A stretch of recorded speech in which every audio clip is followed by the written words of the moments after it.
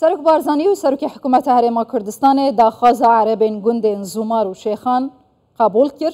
Ew jî zêdetirî 10 salan paşî vegeriyana ve ser gundên xwe dihêne parastin ji aliyê pêşmergeyên Kurdistanê. Qonaxa duyem ji vegera awareyan Evrûkê ji bo gundên derdora parêzgeha neynewa dest pê kir. Li ser vê mijarê zêdetir dipirsim û radiwestim ji hêjayê Sîrwan rojbeyanî cêgirê parêzgarê neynewa. Hêjayê Sîrwan gelek bi xêratiya Kurdistan bîst.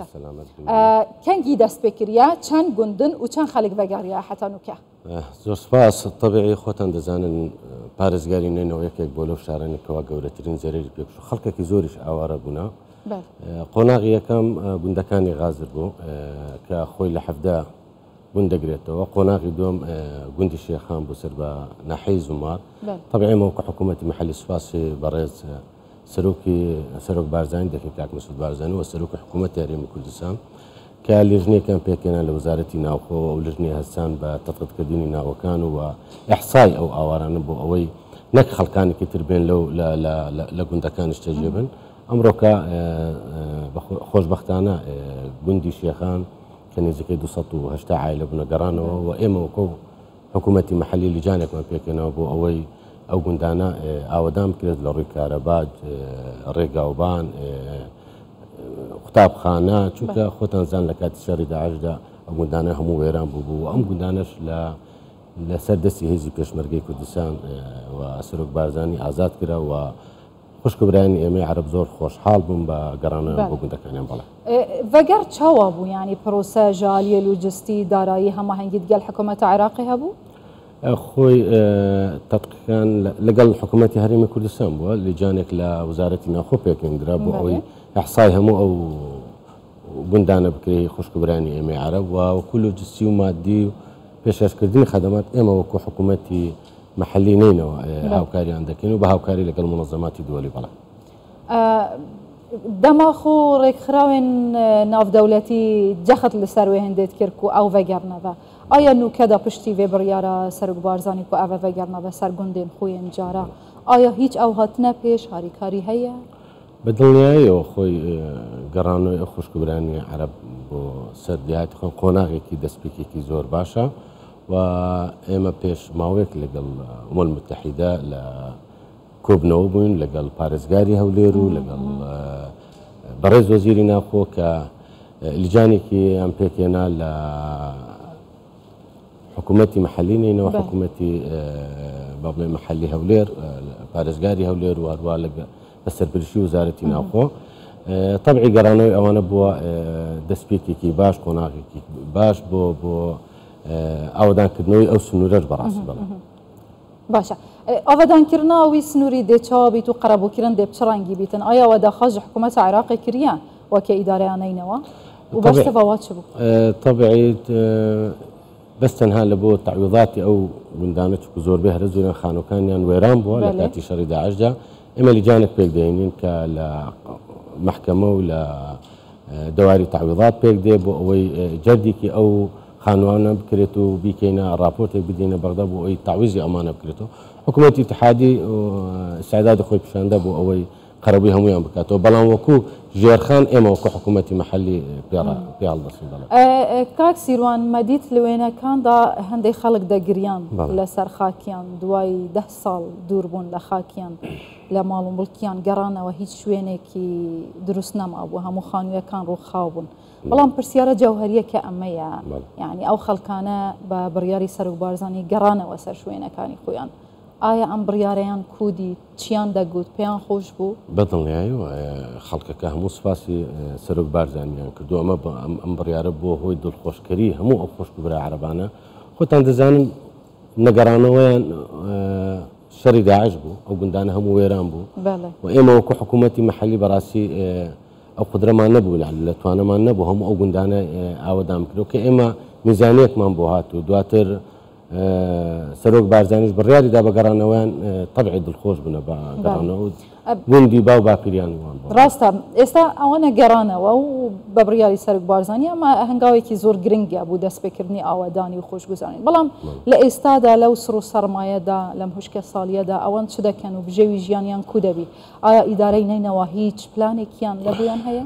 طبعی ئێمە پێش مانگێک لەگەڵ ئومەل متحیدە لە کۆبنەوە بووین پیشی تقریبا مانگە کەمتر ئێمە لیجانی خۆمان نردووە بۆ گوندەکانی غازر وەکو قۆناغی یەکەم لە هەفتەیدا ئینشاءالله دەست بە جێبەجێکردنی ئاو و کارەبا و ڕێگەوبانیان دەکەین و لە هەفتەی داش بێ کشوفاتی گوندی شێخانیش تەواو دەبێت يعني کەمتر لە ماوەی مانگێک ئینشاءالله خزمەتگوزاری پێشکەش بم گوندانە. بەڵێ چەند گوندن لە سنوورێ زومارک و خەڵک ڤەگەڕیایە و شێخان چەند گوندن و ئەو کەسێک و ڤەگەڕیان تنێ عەرەبێت سونەنە یانژی کوردژی تێدانە؟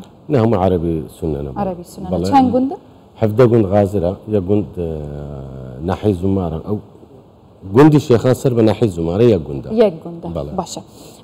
ئەو خەڵکێک و ڤەگەڕن ji ڕووی ئەمنی و یعنی هەموو تشتێوان ئۆکێ کریە ئەکید کریە ئەو خەڵکانێت هەنێ کینە ممکنە خەڵکێتی دەستی خۆهاوێت بیتە نافیانژی ناسنەماڵ بیتە گوهارتن. طبعا بدایەتی شارم پێدا کە لیژنێک لە وزارەتی ناوخۆ پێکەوێنرا بۆ تەتقیقکردنی ناوەکان ئەوانەی کە خەڵکی ئەوێنە بەڕەسەن هیچ علامەیەکی استیفهامی ئێرهابیان لەسەر نییە ئەوانەی کاتونەتەوە هەمویان خەڵکی گوندن و هیچ علامەتێکیان لەسەر نێت یعنی تەتقیقی ئەمنیان لەسەر کراوە. بەڵێ کی دەوان پارێزی پشتی ڤەگەڕێ و طبعا حکوومەتی هەرێمی کوردستان چونکە ئەمانە لە نام سنوور پێشمەرگە.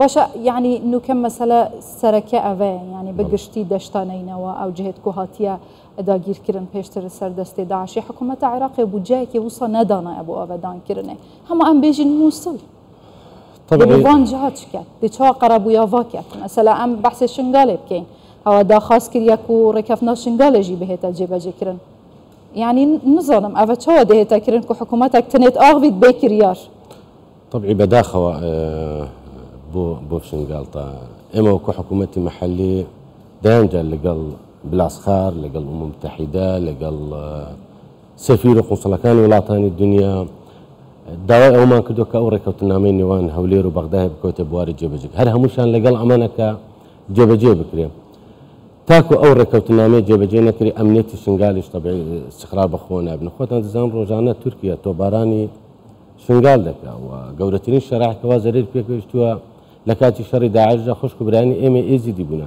یعنی ناکرێت تۆوان لە دەستی داعشدا هەڵاتونە دواتر بگەڕێنەوە شنگال و لەوێش ڕۆژانە تۆباران بکرێت ئاخر زیارەی سوودانی خۆشم لەگەڵی قسەم کردووە وەکو حکوومەتی مەحەلی داوامان لێ کرد بەڵێنی ئەوەی داکەوا جێبەجێ بەڵام بەداخەوە تاکو ئێستا احتیمامێکی وا بە شنگال نەدراوە و ئێمە وەکو حکوومەتی مەحەلیش ناتوانین خزمەتی پێویست بگەینە شنگال چونکە خۆتان زانی سەر شنگال لە دەستی کەسانێکە غەیر عێراقینە پەکەکەیە و داهەم میلیشیاتی تێدا بڵێ باشە ئەگە بوی دەست و داری بیتن دیسا کوچە بەروڤاژی چێ نابێت ji ber ku dihî bû qonaxa heftem ya vegera awarên şingalê dest pêkirî بەدڵنیایەوە ئەگەر حکوومەتی اتحادی بەجددی نێتە سەرخەت ڕەوشەکە بەرەو خراپتر دەچێت ناکرێ ینی نزیکەی 19 کەمپن خوشک برانی ئەمە ئێزیدە ئێستا لە دهۆک 15 لە هەولێر 3 لە سلەیمانی کەمپەکە عەدەدیان تقریبا 120,000 تاکو ئێستا